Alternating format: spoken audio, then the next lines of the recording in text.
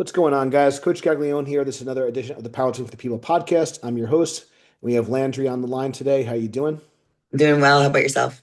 Excellent. So I appreciate you taking the time. So I know you got your for those that are watching the video version, you got your ABS shirt on. So fresh off ABS victory, which is amazing. I was watching some of the video, so it was looked like a great time. But before we kind of get into recapping the contest itself, for those that maybe aren't familiar with you, a little bit just quick background, who you are, what you got going on right now. Okay. Well, my name is Landri Peden. I have been in the powerlifting arena for a little over 6 years now. This was my second ABS comp. I kind of was launched onto the scene back in 2023. I won the women's pro-am in Cincinnati for the raw lifters.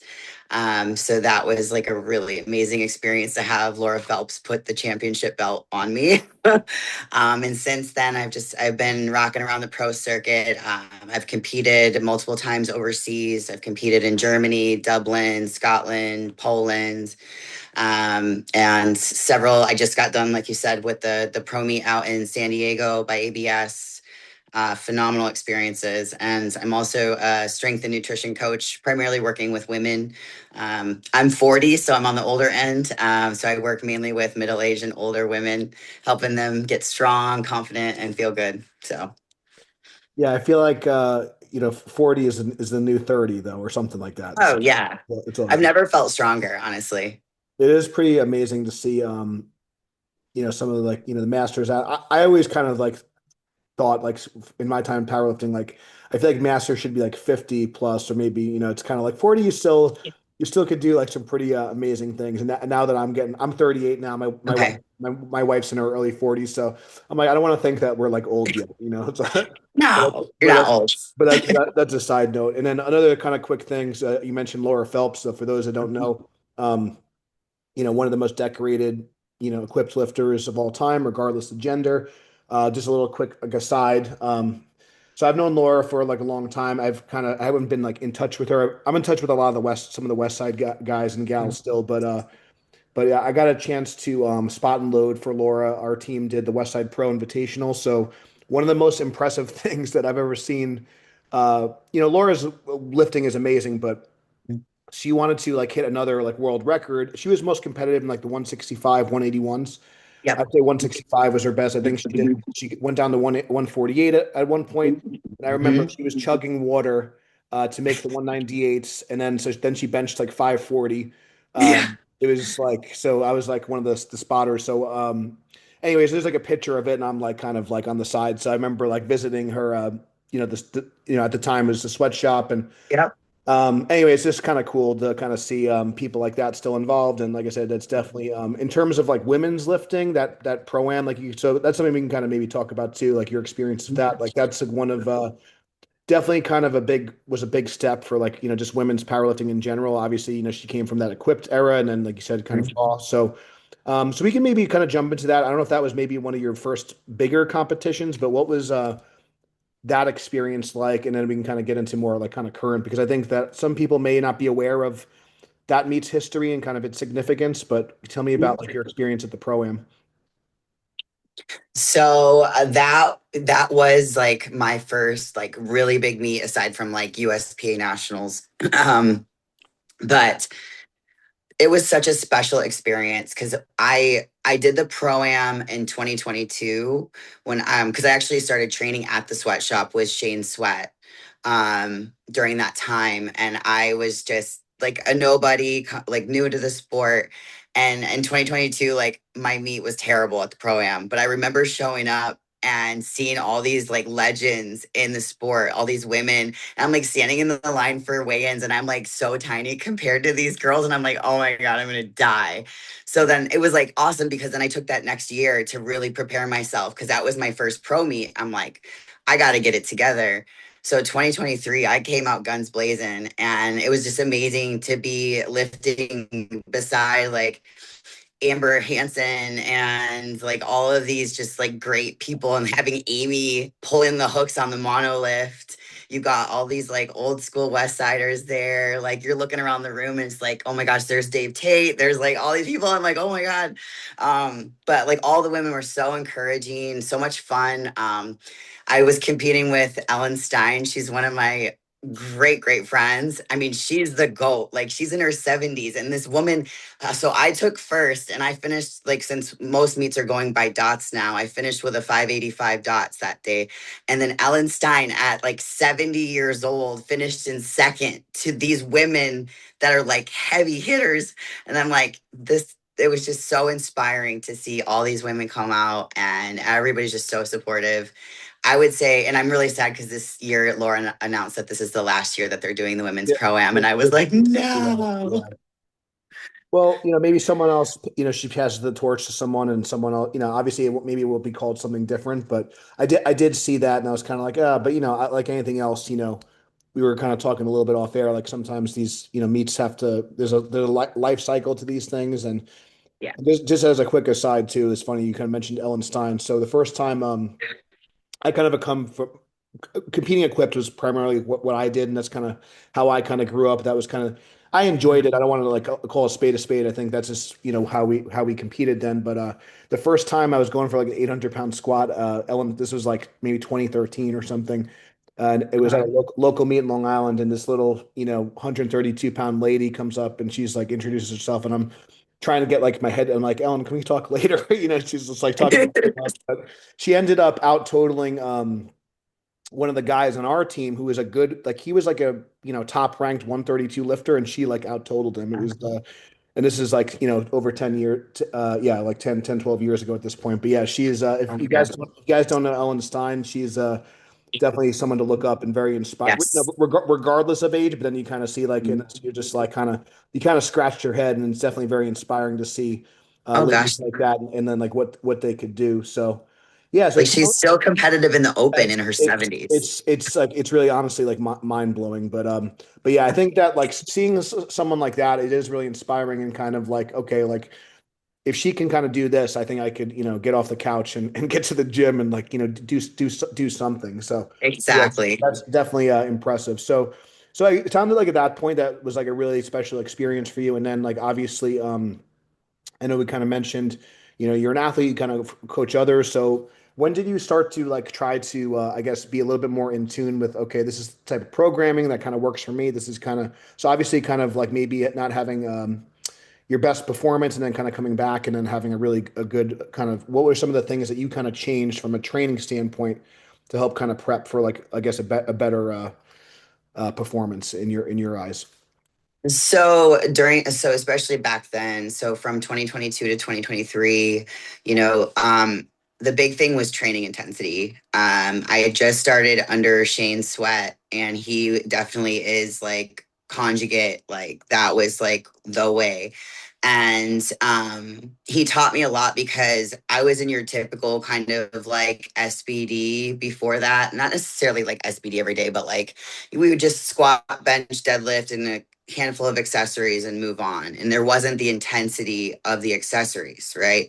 The intensity would stop as soon as we were done with the main lifts. And it was really starting to hurt me because, and I didn't realize it, but Shane was like, you need to be pushing to failure on your accessories. Like, because that's where we're building. Like, your main lifts are great, but like, you're not going to get any stronger if you're not pushing accessories. And so then, and that like clicked with me. And so it was like, I would be training with the guys at Sweatshop. And I mean, they're all like 275 or bigger, the West Side guys, like they're huge. And it was like sink or swim basically. And they would be throwing the dumbbells at me. And I'm like, I'm trying to keep up. And I mean, that was a game changer for me. And I've kept that through my entire career so far, is just like keeping that training intensity up. Even once you get out from under the barbell, like every accessory set, like I'm like, okay. Like the other day I was doing legs and I almost threw up because I was pushing so hard. Like, and I think that's just really, and just becoming more sure of yourself. Like I was timid in the beginning because, my first pro-am, I was like, I don't belong here. I shouldn't be here. And of course, like I had a bad performance. So mindset is everything. So outside of the training, preparing for the competition, you have to get your head in the game and you need to keep it in the game. And so that's been a big change for me as well. Is just like owning it and like showing up and being confident and being sure of what I'm doing.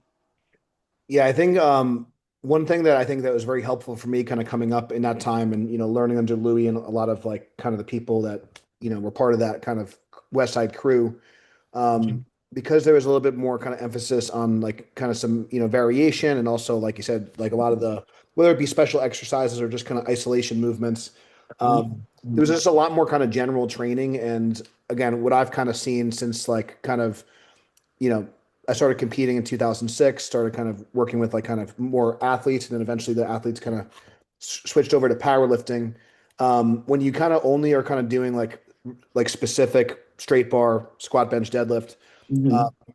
you could really only address so many weak points. You could really only address so many things. But I think there's definitely been what I've kind of seen, like with whether it be older lifters or just lifters that have kind of been in the game longer, there's definitely a little bit more emphasis on including some bodybuilding work, whether that be specific periods of the year or just exercises. Is there anything in particular, like for yourself, in terms of like specific, muscle groups or like, accessory movements that you've kind of found particularly helpful for you or your clients that have like, whether it's, putting size in certain areas or maybe addressing a weak point in a lift? Like, what are some of like your go-to, I guess, movements outside of like, barbell variations that you like? So I really like good morning variations. Also core work, uh planks. I mean, you can literally do them anywhere. Weighted planks, there's so many different variations. Because I'm very well known, like I pulled 568 in that meet on a power bar beltless because my core is literally like bulletproof. Um Yeah, so there was I just want to pause for a little bit because I think that's so with the planks specifically, because I think that one thing that I like to try to teach our people, like when it comes to really any movement, especially the isolation stuff, like you said, there's an intensity to it, right? So like you can just hang out on your elbows for like 5 minutes, right? And that's not Mhm. really going to transfer over to like a max deadlift. So Exactly. when you're doing a bracing movement like that for the trunk, what are some things that you like to focus on to kind of get more out of, those isometric kind of bracing movements? So I will squeeze as hard as I can every inch of my body. Like I'll literally be tremoring because I'm so tight. Like it's like I'm bracing for impact the entire time. It's exhausting. I'll also like do weighted planks. Like there's a video of me from last year. I was in Atlanta. I used to live in Atlanta. I was doing a Chinese plank. So I was face up and I had my back on a box and my feet on a box, and we put four 25-kilogram plates on my abs and I held it for a minute. And it's like stuff like that just to make it as hard as possible. I love the isolation. Like Shane was infamous for that. Like we would do like a GHD static holds with like a heavy dumbbell or heavy plate. um even like flipping over, like one thing I really liked, because I'm a conventional puller as well, building the erectors. Mhm. So we would do a face down plank and like side to side with holding a heavy plate. And I mean, I used to have a six pack on my back because it was so developed. Just stuff like that. Or I'll do side planks where I like raise up my leg so it like kind of straddle position. And like people are like, how the heck do you do that? It's like I train core like every single time I train. Like it's a must. Awesome. Because like one thing I was finding was, especially with my squat, because I typically compete at 165, Mhm. like I'm little in the middle. Yeah. And so when I get under that bar, like I squat in the mid fives. Like I need like mass there, and I didn't have enough. So we've really emphasized just building that area.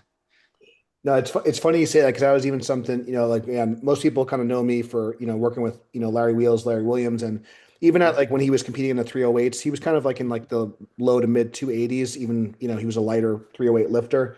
And Mhm. that was kind of something that really helped when he was a 242 lifter, the squat, like is something he really struggled with. And then over time, his last meet in 2020, when he broke Eric Lillibridge's record, the big thing that really helped like his squat was kind of just building up not his trunk and his back.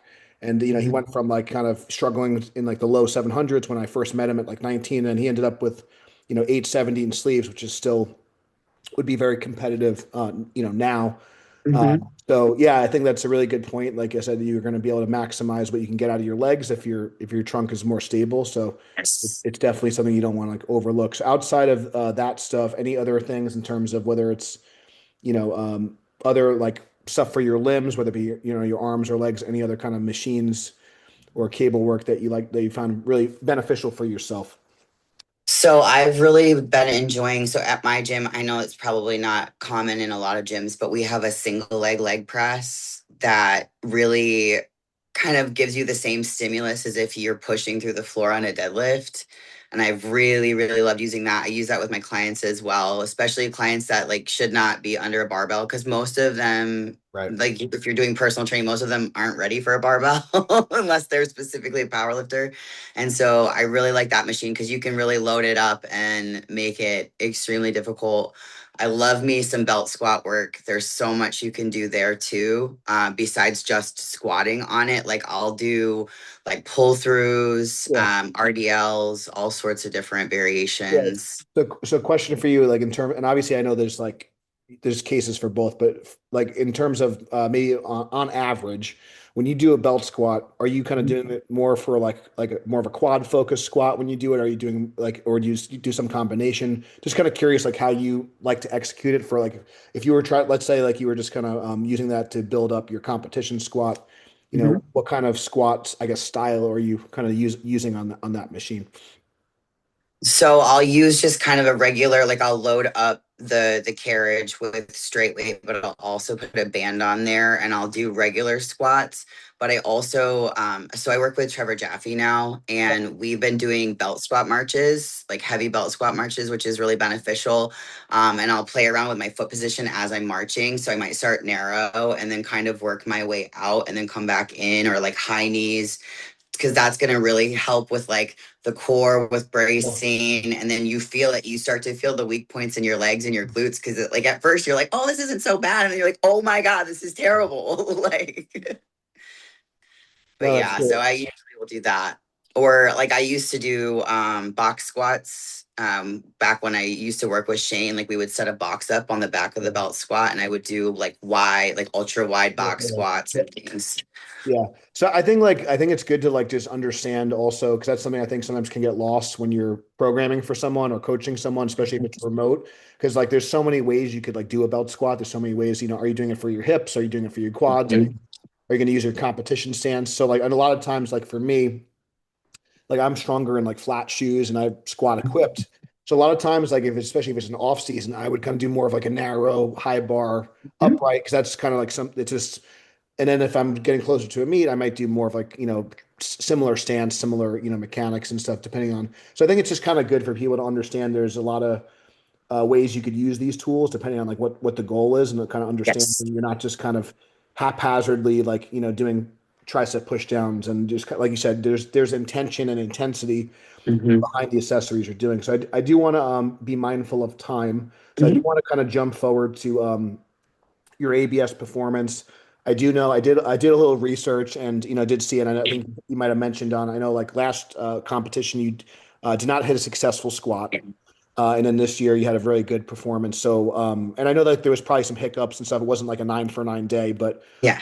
but still. So can you just talk to us about maybe I guess the meet itself, any kind of adjustments you kind of made going into this one, and then we can and then I might just kind of piggyback and stop you here and there because I think that in terms of like the production value and the competition, I think it's definitely it's exciting, and I know there's people might have opinions, good, bad, or indifferent, but it's definitely people are kind of taking notice and talking about it, Mhm. which I think is positive. So tell us about your preparation for this meet and how everything went. Absolutely. So this competition, it was nice because I had obviously had the experience last year in Dublin. I bombed out on squats because I could not hit their depth, which, I've heard a lot of like backlash of like, oh, they're just too strict. It's like, but then you got people on the internet yelling at Hassan because he just broke that world record for the third time and it was high. And it's like, Well, ABS is making sure that like your butthole is on the platform, like, and so it's like they're not going to let just anything pass. And so, taking that in consideration, and last year I was in wraps, so it's a little bit harder to hit the depth that they want. This time I was in sleeves, so it was like every training session when we were squatting, it was like ass to grass, like we as low as you can possibly go, because there's going to be no question. We knew. And then this year I had a team, so because last year I was training by myself and that was really difficult. So now I have a team that will call me out and be like, hey, that was high, like you got to go lower, and I need that because having eyes on you is so important. And we went very conservative on squat for the opener. Like it was something that I know that like I could pause it and come back up and I would be fine. We got a little excited. My handler was like, man, that moves so fast. I told him, I was like, I only want you to go 2.5 kilos over whatever Sarah puts in, because I'm going to get her on the deadlift. You're trying to. And he was like, he's like, okay. And he comes back and he's like, I was like, what'd you put in? And he goes, 485. And I'm like, shit. I was like, I've never taken that big of a jump. I'm like, okay, well, we're committed. So I was like, well, we're gonna go. And my second attempt, I like hit the hole and I was like, yeah, no, that's not gonna happen. And then the third, I hit it, but they called it high. But it's just the way they put on events and like you said, the production, the care that they put into it. Yeah. It's an experience that you need to have, especially like even though ABS Pro last year in Dublin was not a great meet for me, the experience was like they did a whole press conference. They did like ritual like weigh-ins, like so we came out and Yeah, there's like this cool. big ceremony, head to heads. Like I love that they're doing that, they're making it fun. And it's very much like the UFC style, kind of like find the head to head, let's talk some trash. Like they're getting big lifters out there to go up against each other. And I really like the fact that Jay keeps the integrity of the sport. Like he doesn't care who you are. Like they almost bombed out Dan Bell. Like, he doesn't care because he wants everybody to do things to standards so that he can keep the integrity of powerlifting, put on a big show. And the other thing I do love is it's literally the gauntlet of powerlifting. Like it is the hardest platform you will ever be on, because not only are the standards so hard and strict, but like for instance, for the Rumble Grand Prix, as soon as the last person finished their last squat, we had 20 minutes to Yeah. get warmed up and get back to bench. And then as soon as the last bench happened, 20 minutes to get back out and do deadlifts. So if your conditioning is trash, good luck. Like, Yeah, I um, think a couple of things I want to highlight. So, and again, we'll have to do a part two. And I've been talking with some other people. I think like when it comes to meet like this, I think understanding what it is and what it's for. So I think that like, you're not necessarily going to ABS to like hit your all-time PR total, right? You're going for the matchups, you're going for the experience. Um, there's meets that you're going to kind of do for like your personal records, and maybe you're going for all-time record, whatever. And this is more for like the competition aspect, this like more of like the sport, and like it's a show. I think it's, and I think that if you look at UFC and Dana White and parallel that, like if you look at like when UFC was in its early days, it was kind of like just a spectacle, and now it's this professional sports. I think kind of taking notes from outside industries, if you will. I think it makes a lot of sense, and that's kind of the part that's very intriguing to me. Because at the end of the day, if you want this to be a true professional sport, there needs to be money in it. There needs to be eyeballs on it, and I think that they're doing a good job at that. Now, in terms of like the judging thing, I don't think we'll have time to kind of go through. I have like some opinions on that, but I think that the most important thing for the sport side of it is that it's consistent and not biased. So if everyone's held to the same standard, and that's the expectation, and it's going to be a fast meet, it's going to be, you're going to have to take your squats low, you're going to have to keep your head on the bench or whatever. I think that's like kind of one, different rule. And, so just if you understand what the standard is ahead of time, and mhm. everyone's very clear with communication, and just know it's going to be fast, then you plan accordingly, you train accordingly, and just kind of understand like maybe you need to and just like any good athlete, I always use the baseball analogy. You got to kind of, the strike zone is for whoever the umpire is for that day. That's the strike zone that you have to kind of deal with, and if you don't Yep, agree with it, that's like kind of being an athlete, is kind of rolling with the punches. So exactly. um So anything else? Like I said, we do need to kind of start to wrap up soon. I appreciate your time. It was really kind of great, like just kind of watching your performance, and I know it's always fun to hit a big deadlift, and Yeah. I think that was that the biggest deadlift you've done in competition Yes. on a Mhm. stiff bar too.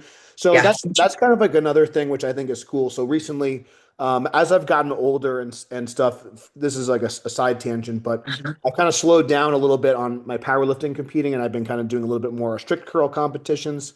So what's kind of funny is that I competed the same weekend that you did. Okay. Um, there's like also multiple bars that people use, and some are like you could do more weight on. They're a little bit more like it's like kind of a deadlift bar kind of analogy. So Mhm. I did like a more traditional easy bar as well, and so my contest result was about like 15 pounds different, which is you would think like even for like something like a curl. Yeah. Anyways, I think it is kind of fun where it's like, okay, I'm just gonna maybe just challenge myself in a different way, and even like you were able to build up your core enough where it didn't matter. So, any kind of like I guess commentary on just like competing in a different like with the different bars or a different way, and maybe like how that was for you if you did anything different in terms of your training to adjust for, just using a power bar. Sure. So with the power bar, like I do change my setup just slightly. Because like I obviously you don't get the slack pull that you do with a deadlift bar. So I typically am a very narrow deadlifter. Like my feet are set very close together. But with the power bar, I widen my feet out a bit. And I also the one of the reasons I don't wear a belt, especially with a power bar, is because I have more mobility to lever my chest and wedge into the bar when I initiate the pull versus if I wear a belt, I can't do that. I don't have the same mobility. So it actually I pull worse when I have a belt on compared to with a deadlift bar. So the entire prep I trained beltless just to get used to that feeling, and I'm finding that I'm just more efficient without a belt. Like if you watch that video of that Yeah. deadlift, I didn't break at all. Like my back was completely flat. Like people were like, "How do you do that?" Like, No, it's impressive. But I also think again, this isn't to take away from anything you did, obviously, but I think Denise Herber was someone that comes to mind on the female side, and yeah. probably more uh maybe not well I guess well known in that era. So like I remember like a lot of people were mind blown watching someone like a Yuri Belkin. Hmm. Is a really like he has a very aggressive back arch sumo technique, that Russian style of sumo, and it's like, oh man, it doesn't look like it feels good, but he was like routinely pulling in like the 900s, and it just looked like so. His lifts looked really like pretty. They were Yeah. very like aesthetically pleasing. So it just kind of goes to show you though, if you kind of build up the right musculature, you may even there's pros and cons to it. So obviously you're able to get in a better position, hold a better position without it. Whereas someone else, maybe if they can't create that same stiffness muscularly, they can kind of use that outside support. So I think it's just kind of good to like, but yeah, I do have, we will have to kind of chat again. We'll kind of wrap up, and then we'll have some words after the recording is done. But where can people find you if they want to learn more about you? I know you also offer coaching. Where can people Yes. follow your training? So you can follow me on Instagram. I am Landry Lifts a Lot. And I also have a website, graceandgritbylandry.com, where you can see what I offer for coaching, mindset, nutrition, all the things. So Awesome. Well, I appreciate you coming on today, and congrats again on a great performance, and definitely thank give you. Landry a follow. Thank you guys so much for watching. If this interview helped you, please give it a 5-star review. Please share it. Until next time, stay strong, and we'll see you soon.